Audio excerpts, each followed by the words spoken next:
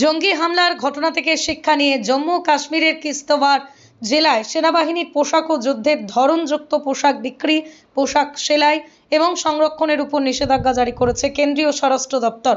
কেউ যদি নির্দেশিকা অমান্য করে তাহলে 3 মাসের জেল সাথে জরিমানাও করা হবে। এই নির্দেশিকার পরও নদিয়ার ভারত বাংলাদেশ সীমান্তবর্তী এলাকায় দেদারে বিকাচ্ছে পুলিশ ও সেনা জওয়ানদের পোশাক।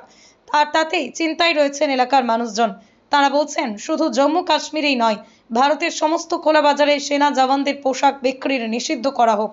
শুধুমাত্র নির্দিষ্ট জায়গাতেই জওয়ানদের পোশাক রাখা হোক, কারণ বাজারে সর্বত্র ভারতীয় জওয়ানদের পোশাক বিক্রি করার সুযোগকে কাজে লাগিয়ে জঙ্গিরা ছদ্মবেশে সেই পোশাক কিনে জঙ্গি কার্যকলাপ ঘটাচ্ছে। তাই যত্রতত্র সেনা জওয়ানদের পোশাক বিক্রি বন্ধ করতে হবে, তবে জঙ্গিদের চিহ্নিত করতে সুবিধা হবে। গত কয়েকদিন আগে কাশ্মীরের যে ঘটনা ঘটেছে আমরা সবাই দেখেছি যে হিন্দুদের বেছে বেছে খুন করা হয়েছে। কারা করেছে? তারা হচ্ছে জঙ্গি। সেই জঙ্গি কিন্তু যারা ওখানে বেড়াতে গিয়েছিল তারা কিন্তু চিনতে পারেনি, কারণ ভারতীয় সেনাবাহিনীর যে ড্রেস, সেই ড্রেস পরে তারা এই হিন্দুদের বেছে বেছে খুন করেছে। তাহলে আমাদের এখন একটাই পথ, যে জঙ্গি আমরা কি করে চিনব বা কি করে আমরা জানবো।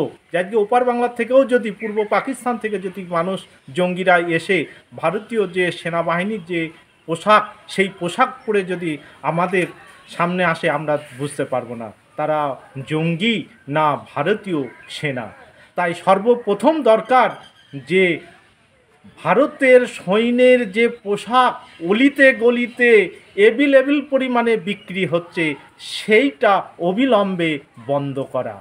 এই দেশ যদি বন্ধ করে দেয়, বিক্রি যদি বন্ধ হয়ে যায়, তাহলে জঙ্গিদের আমরা বুঝতে পারবো বা চিনতে পারবো তারা জঙ্গি কিনা। যেহেতু ভারতীয় ড্রেসপত্র, সৈন্যদের ড্রেসপত্র এভেলেবল বাজারে বিক্রি হচ্ছে, তারা কিনছে, সেটা পরিধান করছে, পরিধান করার পরে এবার আমাদের সামনে আসলে আমরা সেটা বুঝতে পারছি না। এই জন্যেই সাধারণ মানুষ কেন, যারা বুঝমান তাদের সামনেও যদি যায় তারাও বুঝতে পারবে না। তাই আমার একান্ত অনুরোধ যে এই খোলা মার্কেটে যেন ভারতীয় সেনাবাহিনীর পোশাক যেন বিক্রি অবিলম্বে বন্ধ হয়। যদিও সীমান্তবর্তী এলাকায় সেনা জওয়ানদের পোশাক বিক্রি করা এক বিক্রেতা বলেন, কোনো সাধারণ মানুষ আমাদের কাছ থেকে সেনা জওয়ানদের পোশাক কেনে না, পুলিশ এবং জওয়ানরা নিজেরাই এই পোশাক কিনে নিয়ে যান। আপনার নাম কি?